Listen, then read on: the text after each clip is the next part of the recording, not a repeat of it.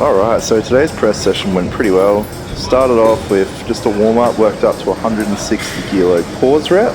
So I was pretty happy with that. It moved very quick, even though I was still really fatigued from Tuesday's session.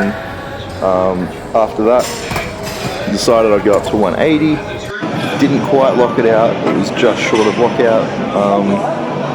But in saying that, I was fatigued, so I was happy with how it moved in that sense, and I did have my hand slightly off its normal center. Then moved on to rep sets, where I just did sets of 8 on 140. So I was really happy. So even while fatigued, I was moving the weight with decent speed, decent control.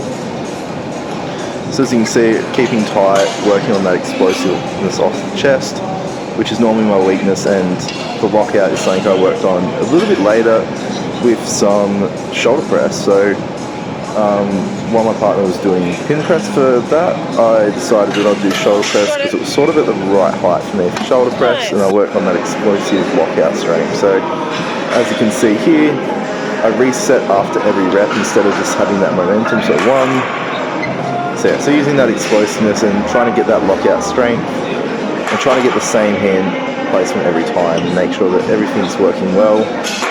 And honestly, it was probably one of my favourite sets to ever do. I've never done it like this before. I normally just do it with just sort of bouncing it off my shoulders, which this time I didn't really have that opportunity to do, which made it harder in some ways, but I also found that the longer it went, the better the repetitions felt.